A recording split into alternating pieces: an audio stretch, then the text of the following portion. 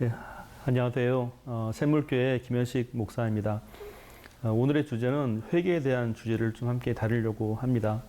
보통 우리가 회개라는 이 단어를 쓰게 될 때는 보통 죄에 대한 회개를 많이들 말씀을 하시잖아요. 그런데 그럼 이 죄는 뭐며 회개는 뭔가라는 얘기예요. 그래서 죄에 대한 규정부터 우리가 분명하게 해야 될 것 같습니다. 보편적으로 우리가 죄라고 규정을 할 때는 사회 윤리 도덕적인 것으로 많이들 생각들을 하세요, 사실은. 근데 신앙에서 말할 때 이 죄의 규정은 하나님의 뜻에 어긋난다라는 것입니다. 그래서 우리 나름대로 반듯하게 한다 할지라도 그것이 하나님의 뜻에 맞는가라는 여부부터 시작을 해야겠죠. 그래서 사실 이제 회개라는 걸 보면은 죄에 따른 회개인데 죄를 우리가 정확히 알지 못하면 회개도 정확히 나오지가 않겠죠. 그래서 사실 이 죄의 규정은 우리가 하는 것은 아닙니다. 말씀에 비춰보고 그리고 하나님께서 이를 기뻐하시는가 또 기뻐하지 않는가 이로 인해서 죄는 분명하게 드러난다라는 사실입니다. 2006년도 당시에 한국 기독교에 대한 어떤 신앙의 한 부분, 우리가 오해할 수 있겠다라는 한 부분에 다룬 영화가 있었습니다. 밀양이라는 영화였었는데요. 거기에 보면 이런 얘기가 소개가 됩니다. 한 아이의 엄마가 있었고 그 이 아이의 엄마가 이제 중간에 교회를 다니게 돼요. 신앙을 갖게 되는데 어느 날 이 아이가 납치가 됩니다. 그리고 그만 이제 이 아이는 죽음을 맞이하게 되죠. 그리고 이 범인을 잡았습니다. 드디어. 그리고 나서 이 영화의 스토리상 이 범인은 감옥에 또 없이 들어가게 되죠. 그런데 시간이 흐르고 나서 이 범인에게도 복음이 증거된다는 시도를 했었어요. 그러니까 예수님을 영접한다라는 그런 것이 됐는데 이 아이의 주인공, 이 아이의 엄마죠. 이 아이의 엄마가 교인분들의 설득을 통해서 용서해 주려고 감옥에 찾아가게 돼요. 그런데 감옥에 있던 그 살인범이죠. 살인범이 딱 마주치는 순간에 했던 얘기가 있습니다. 나는 이제 평안합니다. 그래요. 내가 죄를 고백했더니 정말 하나님께서 내 모든 죄를 다 용서해 주셨습니다. 라는 말을 합니다. 이 얘기를 듣고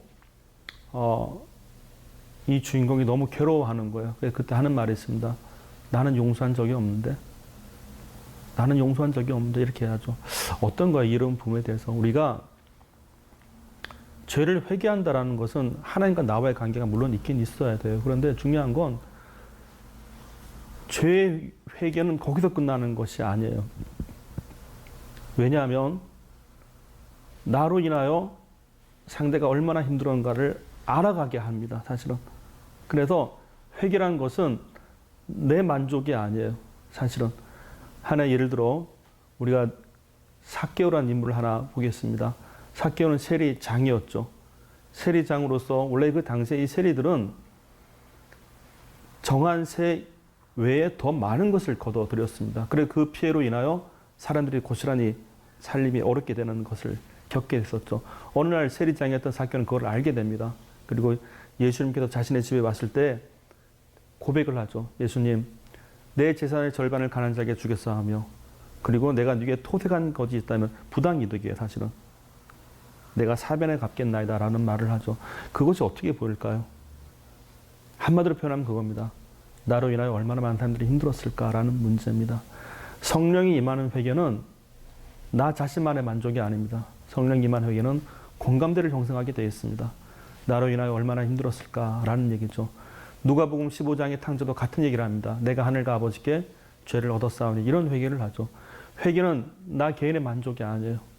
나로 인하여 얼마나 힘들었을까라는 겁니다. 그래서 하나님은 회개도 과정을 은혜로 만든다라는 사실입니다. 회개는 결코 나 자신만의 만족이 아니라는 걸 우리가 기억해야 되는 겁니다. 그래서 하나님으로 인한 회개는 하나님께서 나도 살리지만 상대도 동시에 살린다는 거. 성령으로 임한 이러한 회개는 사실 우리 모두를 살리는 하나님의 큰 역사가 나타납니다. 예수를 믿고 회개를 한다는 이런 모든 과정에서 하나님의 역사는 우리가 함께 가는 것을 만들다라는 사실이죠. 예수님의 이름을 다른 말로 임마누엘이라고 우리가 고백합니다. 임마누엘은 하나님이 나와 함께라는 뜻이 아니에요. 하나님이 우리와 함께란다는 뜻인 겁니다. 성령은 이런 회개를 가르치고 이런 회개를 기뻐하신다라는 사실이죠. 오늘 우리가 본의 아니게 죄를 지을 수 있습니다. 그래서 더 중요한 것은 성령은 이 죄를 분명하게 알게 하시고 거기도 우리를 건져준다라는 사실이죠.